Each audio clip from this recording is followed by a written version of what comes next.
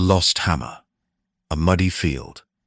Hardly the ingredients for a story that rewrites history, are they? Yet, on a seemingly ordinary day in rural England, a simple farming chore led to a discovery so spectacular, so utterly beyond belief, it would forever change our understanding of Roman Britain. Welcome to the astonishing saga of the Hoxne Hoard. Suffolk, England, November 16th, 1992. The air was crisp, the ground muddy. A local farmer, Eric Laws, was simply trying to retrieve a lost hammer from his field.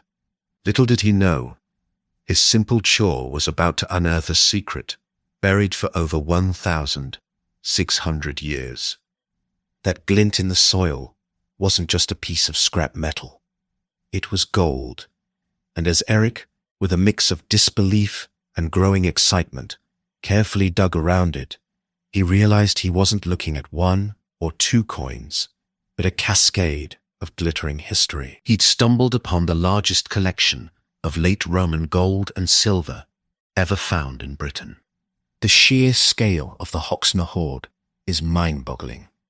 Over 15,000 Roman coins, dating primarily from the late 4th and early 5th centuries AD.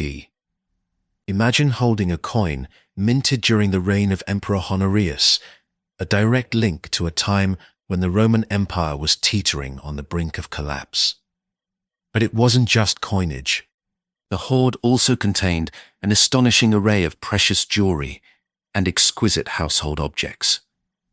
There's a magnificent gold body chain, for instance, a symbol of immense wealth and status.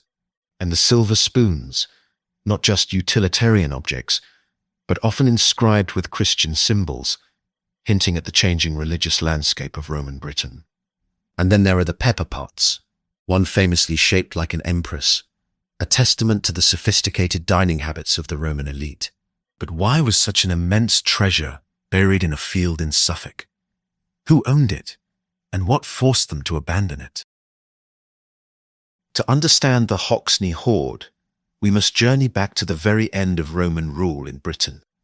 By the early 5th century AD, the mighty Roman Empire was cracking under immense pressure. Barbarian incursions were rampant, economic stability was faltering, and the legions were being recalled to defend the heart of the empire.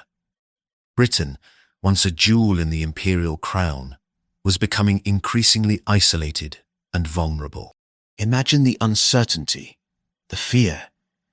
If you were a wealthy Roman living in Britain at this time, seeing the fabric of your society unravel, what would you do to protect your most valuable possessions?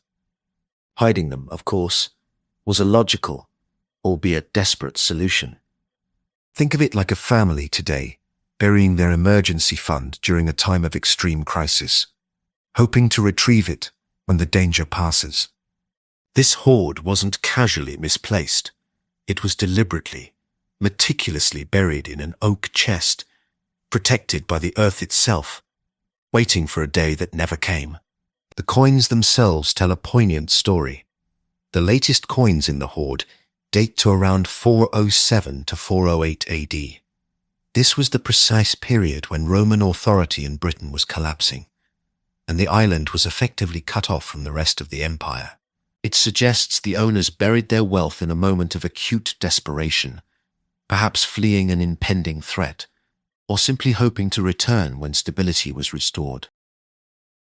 Was it a wealthy Roman landowner, a high-ranking official? We may never know their exact identity, but the sheer volume and quality of the objects speak to immense personal wealth, accumulated over generations, suddenly rendered insecure by the tumultuous times. The discovery of the Hoxne Hoard wasn't just a monumental find. It was a watershed moment for archaeology and our understanding of late Roman Britain. Before this, our knowledge of this period was often fragmented, relying heavily on textual sources.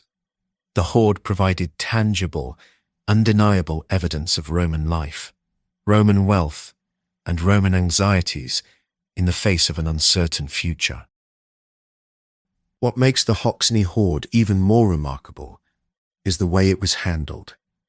Eric Laws, the farmer, immediately reported his find to the authorities. This swift and responsible action ensured that the entire hoard was excavated scientifically, preserving crucial contextual information that might otherwise have been lost forever. Isn't it fascinating how a simple act, like losing a hammer, can become the catalyst for unearthing centuries of forgotten history? Today, the Hoxne Hoard resides in the British Museum, a gleaming testament to a vanished world. Each coin, each spoon, each piece of jewelry whispers tales of a powerful empire in decline, of individuals grappling with profound change, and of the enduring human instinct to protect what is precious. The Hoxne Hoard isn't just a collection of valuable objects. It's a time capsule, meticulously sealed by fear and hope, and then, by a stroke of pure chance, reopened for us to marvel at. It reminds us that history isn't just about emperors and battles. It's also about the personal stories, the hidden treasures, and the everyday moments that, centuries later, can still illuminate the past with breathtaking clarity. And what became of Eric Laws's lost hammer? Well, that, my friends, is a story for another time.